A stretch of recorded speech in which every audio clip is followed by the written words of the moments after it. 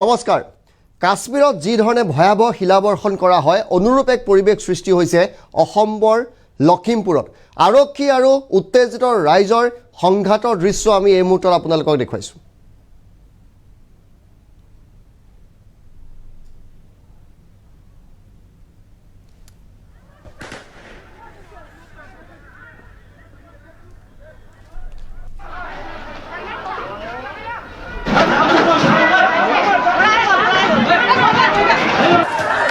আৰু কিদৰে শিলাবৰ্ষণ হৈছে সেয়া চাওক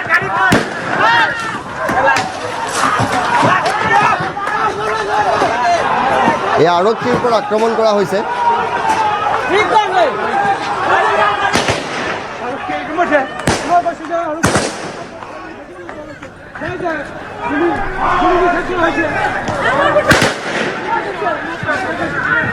আমি প্ৰথমটো দৃশ্য আপোনালোকক দেখুৱাইছো হেলমাটি আৰক্ষী চকীত আক্ৰমণ একদম ভাঙি দি আছে শিলগুটি মাৰি গোটেই মানুহ ওলাই আহিছে এয়া খেলমাটি আৰক্ষী চকীৰ ওপৰত কিদৰে আক্ৰমণ কৰা হৈছে চাওক হাতে হাতে শিলগুটি লৈ আক্ৰমণ কৰা হৈছে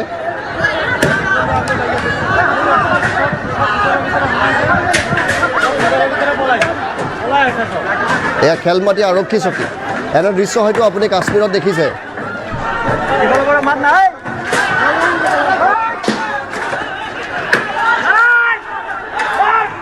আৰক্ষী বাহন পৰ্যন্ত ভাঙি দিয়া হৈছে আৰু আৰক্ষীয়ে পলাবলগীয়া এটা পৰিৱেশৰ সৃষ্টি হৈছিলে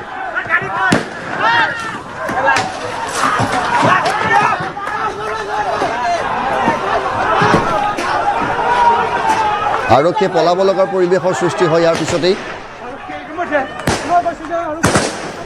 আৰু এই ঘটনাত এজন সাংবাদিকো আহত হৈছে আৰক্ষীয়ে শূন্যলৈ গুলী চলাবলগীয়া হৈছে এই আৰক্ষী পলোৱাৰ দৃশ্য আমি দেখুৱাইছোঁ শিলাবৰ্ষণত আৰক্ষী পলাবলগীয়া পৰিৱেশৰ সৃষ্টি হৈছে আৰু দ্বিতীয়টো ভিজুৱেলছ আমি আপোনালোকক দেখুৱাইছোঁ আৰক্ষী গাড়ী ভাঙি দিয়া হৈছে ভয়ানক দিন আহি গ'ল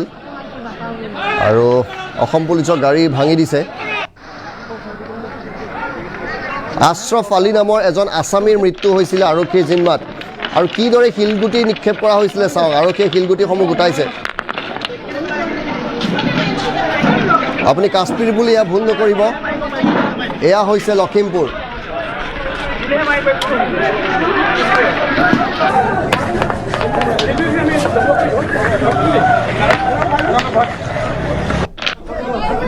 আৰু এটা গ্ৰেপ্তাৰ কৰিছে এয়া লিডাৰ আছিলে ষ্টোন পেল্টিং গেঙৰ লিডাৰ আছিলে এইটো তাক ইতিমধ্যে আৰক্ষীয়ে ধৰিছে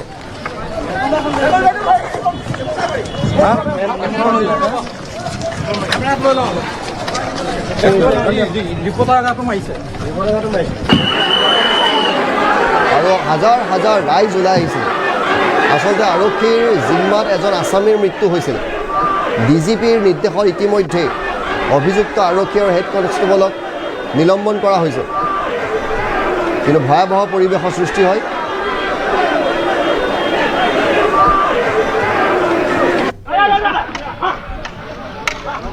আৰু এই মুহূৰ্তত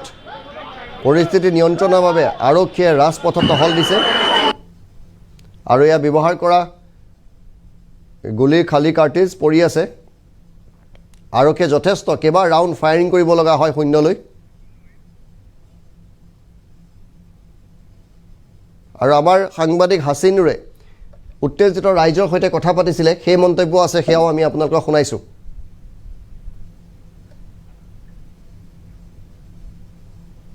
খেলমাটিত যথেষ্ট উত্তপ্ত পৰিস্থিতিৰ সৃষ্টি হৈছে আৰক্ষীৰ জিম্মাত আশ্ৰফ আলী নামৰ এগৰাকী লোকৰ মৃত্যুৰ পিছতেই এক উত্তপ্ত পৰিস্থিতিৰ সৃষ্টি হৈছে স্থানীয় লোকসকলে খেলমাটি আৰক্ষী চকী দেখুৱাইছোঁ আৰক্ষী চকীক ঘেৰাও কৰিছে আৰু 15 নম্বৰ ৰাষ্ট্ৰীয় ঘাইপথত অৱস্থান কৰি প্ৰতিবাদ সাব্যস্ত কৰিছে স্থানীয় লোক পৰিয়ালৰ লোক ওলাই আহিছে তেওঁলোকে দাবী উত্থাপন কৰিছে যে আৰক্ষীয়ে নিৰ্মমভাৱে প্ৰহাৰ কৰিছে যিগৰাকী লোক সেইগৰাকী লোকক নিৰ্মম প্ৰহাৰৰ পিছতে আৰক্ষীৰ প্ৰহাৰত মৃত্যু হৈছে যাৰ পৰিপ্ৰেক্ষিতত যিগৰাকী আৰক্ষী বিষয়া দায়িত্বত আছিলে তেখেতক গ্ৰেপ্তাৰৰ কাৰণে দাবী উত্থাপন কৰিছে এয়া পৰিৱেশ দেখুৱাইছোঁ মই এয়া ৰাষ্ট্ৰীয় ঘাইপথ অৱৰোধ কৰিছে শ শ লোক ওলাই আহিছে শ লোক ওলাই আহি অৱৰোধ কৰি তেওঁলোকে প্ৰতিবাদ সাব্যস্ত কৰিছে আৰু এই সমগ্ৰ ঘটনাৰ যি উচিত তদন্ত হ'ব লাগিব দাবী উত্থাপন কৰিছে আৰু সমান্তৰালভাৱে যি কেইগৰাকী আৰক্ষী বিষয়া এই সমগ্ৰ ঘটনাটোৰ লগত জড়িত তেওঁলোকক গ্ৰেপ্তাৰৰ কাৰণে দাবী উত্থাপন কৰিছে মই দেখুৱাইছোঁ মই কথা পাতিবৰ কাৰণে চেষ্টা কৰিম মই কথা ইয়াত খেলমাটি নগৰ আৰক্ষী চকীয়ে কালি এজন নিৰীহ মানুহক ধৰি আনি মৰিয়াই মাৰি পেলাইছে আই চি ছাৰে গতিকে এনেকুৱা এজন দুখীয়া নিৰীহ মানুহক যদি আৰক্ষীয়ে থানাৰ ভিতৰত লকআপত ভৰাই মৰিয়াই মাৰি পেলায় তেতিয়াহ'লে ৰাইজে কাৰ ওপৰত বিশ্বাস কৰিব আৰক্ষীৰ কাম মানুহক মাৰি পেলোৱা নহয় আৰক্ষীয়ে অপৰাধীক ধৰি আনিব আৰু বিচাৰ সাব্যস্ত কৰিব আদালতে আৰু আদালতৰ কামখিনি আইনটো যদি এজন সাধাৰণ মানুহে আইনটো হাতত তুলি লয় সেইটো আইন ভংগ কৰা আৰু পুলিচে যদি অন্যায়ভাৱে মাৰপিট কৰি মানুহ মাৰি পেলায় সেইটো অপৰাধ গতিকে আমি আৰক্ষী প্ৰশাসন আমাৰ অসম চৰকাৰৰ গৃহ বিভাগৰ দায়িত্বত থকা অসমৰ মুখ্যমন্ত্ৰী মাননীয় ডক্টৰ হিমন্ত বিশ্ব শৰ্মা ডাঙৰীয়াক দৃষ্টিগোচৰ কৰিছোঁ আৰু এই খেলমাটি আৰক্ষী চকীৰ ভাৰপ্ৰাপ্ত বিষয়াগৰাকীৰ উচিত শাস্তি বিচাৰিছোঁ আৰু লগতে যি পৰিয়াল আৰ্চবালিৰ যি হত্যা কৰিছে আৰ্চবালিৰ পৰিয়ালক আমি কমচে কম 100 কোটি টকা দাবী কৰিছোঁ ক্ষতিপূৰণ হিচাপে আৰু যিজন আৰক্ষী বিষয়াৰ হাতত মৃত্যু হৈছে সেইজন আৰক্ষী বিষয়াক আমি অনতিপলমে গ্ৰেপ্তাৰ কৰিবলৈ আমি দাবী জনাইছোঁ যথেষ্ট উত্তপ্ত পৰিস্থিতিৰ সৃষ্টি হৈছে মই দেখুৱাইছোঁ এনেধৰণে কি কয় ঘটনাটোক লৈ ঘটনাটো কালি সন্ধিয়া ল'ৰাটো কামৰ পৰা আহিছেহে অৰুণাচল গৈছিলে কামৰ পৰা অহাৰ পিছতে পুলিচে গৈ উঠাই লৈ আহিলে কৈছে কি কেছ যে মোবাইল এটা লৈছে মই সিটো কিনি লৈছে তো কিনি লৈছে কাৰ পৰা কিনিছ সিটো লৈ গ'ল বল উঠাই লৈ গৈছে ল'ৰাকেইটাক ধৰাই পেলাই আনিছে আনাৰ পিছত থানাত ৰখাৰ পিছত ঘৰৰ মানুহ আহিছে ঘৰৰ মানুহ বাহিৰত বহি আছে বহি থকাৰ পিছত আধা ঘণ্টা পিছত পুলিচে আহি কয় যে মানুহটো বোলে মৃত্যু হৈছে কেনেকৈ মৃত্যু হৈছে যে নিজে চুইচাইড কৰিলে নিজে কেনেকৈ চুইচাইড কৰিলে থানাৰ ভিতৰত আগতো পুলিচে নিজে মাৰি পেলাই এতিয়া নিজে কেনেকৈ মৰিব পাৰে দেখুৱাইছোঁ শ লোক ওলাই আহিছে আৰু তেওঁলোকে প্ৰতিবাদ সাব্যস্ত কৰিছে মই আপোনাৰ মোৰ দেউতাক উঠাই আনিছে হেতি কৈছে যে কোনে মোবাইলটো চুৰি কৰিছে তাক মানুহটো ধৰাই দে বুলি কৈছে মোৰ বাপেকক লৈ আহিছে ইয়াত আনি তাৰপিছত আকৌ কৈছে মোৰ বাপেকক গোটেই ৰাস্তা খোজকাঢ়ি লৈ গৈছে গৈ পাছত মানুহকেইটা ধৰাই দিছে না যেকেইটা চুৰ হয় হেতিক ধৰাই দিছে ধৰাই পেলাই হেতি লৈ আহিছে মানুহটো 8:30 আনি পেলাই হেতি খবৰ দিছে 10:30 মানুহটো মৰি গ'ল এইটো কথা খবৰ পাৰে নি ভাল মানুহটো কেনেকৈ মৰি যায় হে যেবিলাক মানুহ মাৰা কৰে সেইবিলাক মানুহটো নমৰে সেইবিলাক মানুহটো জানে নামাৰে যে আজি যে মোৰ বাপেটো বেলেগে মোবাইলটো কিনি মাৰিছে না যে মোবাইলটো কিনি লৈছে না সেই মোবাইলটো কিনি লোৱাৰ কাৰণে মোৰ বাপেকে আজি জানিব নি সেইটো আইন হয় নি স্যাৰ এনেকুৱা মোবাইলটো আপোনাৰ চুৰ কৰি আনাটো যোনটোৱে চুৰ কৰি আনিছে তাৰপিছত বেছি স্যাৰ সিটো চুৰ নহয় গতিকে যোনে চুৰ কৰিছে তাক ধৰি মেলি আপোনালোকে শাস্তি দিব পাৰে আৰু যেতিয়া জেলে দিব আপোনালোকে জেল দিয়াৰ পাছত মাৰিব নালাগিছিলে আৰু এৰি দিয়াৰ আগত দুচাট মাৰি আপুনি ঘৰত পৰাই দিলেহেঁতেন তেতিয়া শান্তি লাগিলেহেঁতেন স্যাৰ এনেকুৱা মানুহটো মৃত্যু কৰাটো সম্ভৱ নহয় জেলত দি দিয়ক এচাৰ দি দিয়ক বুলি আপোনালোকে স্যাৰ ঘৰত পৰাই দিলে প্ৰতিবাদ সাব্যস্ত কৰিছে এইসকল লোক ওলাই আহিছে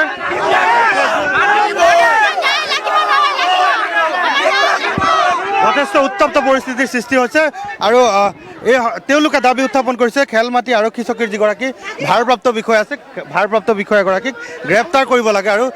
কঠোৰ শাস্তি দিয়াৰ পোষকতা কৰিছে এনেধৰণে প্ৰতিবাদ সাব্যস্ত কৰিছে এইসকল পুৰুষ মহিলা ওলাই আহিছে ৰাজপথলৈ আৰু প্ৰতিবাদ সাব্যস্ত কৰি তেওঁলোকে খেলমাটি আৰক্ষী চকীৰ সন্মুখত প্ৰতিবাদ সাব্যস্ত কৰা পৰিলক্ষিত হৈছে মই লখিমপুৰৰ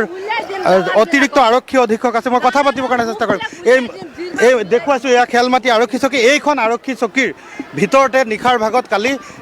নিশাৰ ভাগত এগৰাকী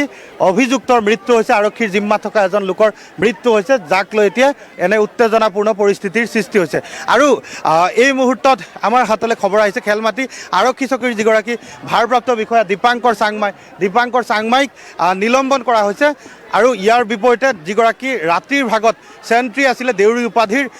উপাধিৰ সেইগৰাকী চেণ্ট্ৰিকো নিলম্বন কৰা হৈছে। সমগ্ৰ ঘটনাটোৰ এগৰাকী অতিৰিক্ত আৰক্ষী অধীক্ষক পৰ্যায়ৰ বিষয়ৰ ওপৰত তদন্তৰ দায়িত্ব দিয়া হৈছে। আৰু এটা সমিতি গঠন কৰা হৈছে, চিকিৎসকৰ এটা দল গঠন কৰা হৈছে। ভিডিঅ'গ্ৰাফি কৰি এই সমগ্ৰ যি পষ্টমৰ্টেম সেয়া কৰা হ'ব, ভিডিঅ'গ্ৰাফি কৰা হ'ব। DIG উত্তৰ সংমণ্ডলৰ DIG গৰাকী ৰাওনা হৈছে DGP GP সিঙৰ নিৰ্দেশত লখিমপুৰলৈ DIG ৰাওনা হৈছে। কিছু মুহূৰ্তৰ পিছতে উত্তৰ সংমণ্ডলৰ যিগৰাকী DIG আহি উপস্থিত হ'ব লখিমপুৰ। এই মুহূৰ্তত দেখুৱাইছোঁ খেলমাটি আৰক্ষী চকীৰ সন্মুখত যথেষ্ট উত্তপ্ত পৰিস্থিতিৰ সৃষ্টি হৈছে আৰু দায়িত্বত থকা দুগৰাকীকৈ আৰক্ষীৰ এগৰাকী চেণ্ট্ৰি, আন এগৰাকী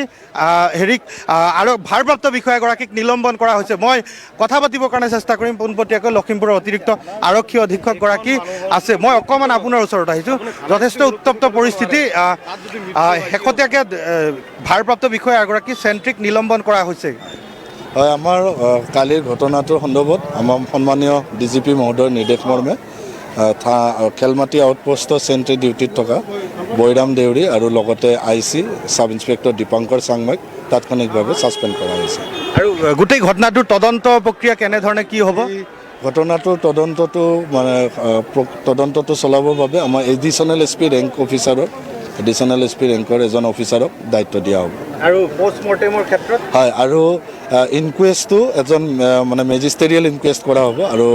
লগতে যিটো পষ্টমৰ্টেম এক্সামিনেশ্যন তাৰ বাবে আমি এটা পেনেল অফ ডক্টৰ্ছ কনষ্টিটিউট কৰিব দিয়া হৈছে। তেওঁলোকে এইটো ভিডিঅ'গ্ৰাফিৰ আণ্ডাৰত একজেক্ট কজ অফ ডেথটো এছাৰ্টেইন কৰিবৰ বাবে এইটো আমাৰ ফালৰ পৰা ৰিকুৱেষ্ট কৰা হৈছে। মানে যিটো ঘটনা হৈ গ'ল, আপোনালোকে প্ৰাথমিকভাৱে কি দেখিছে, কি কাৰণত হ'ল বুলি ভাবে? নাই, চাওক, এতিয়া যোৱাকালি 11টা বজাত যেতিয়া আটাইকেইজন মানুহ লৈ অহা হৈছিলে তাৰ 20 মিনিট পিছতে এই ঘটনাটো হৈছে। তো এতিয়া আউটপোষ্টৰ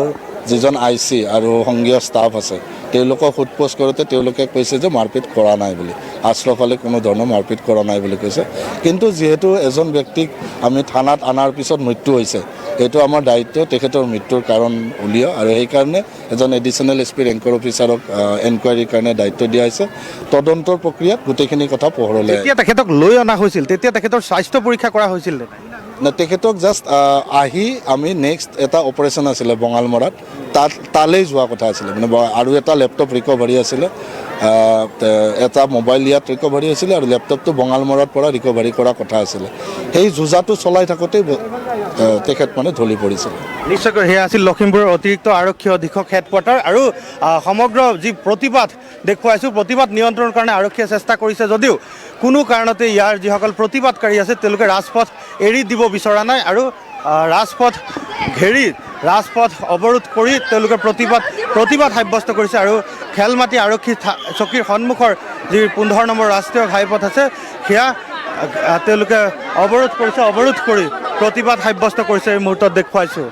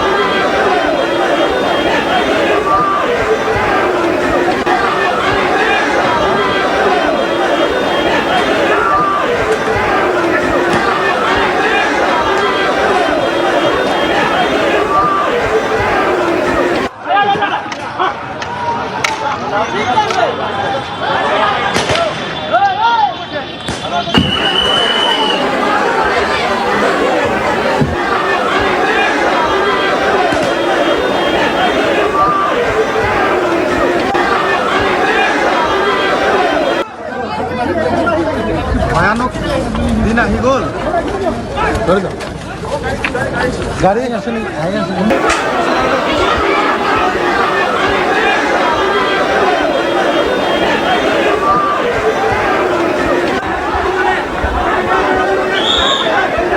ভয়ানক দিন আহি গ'ল।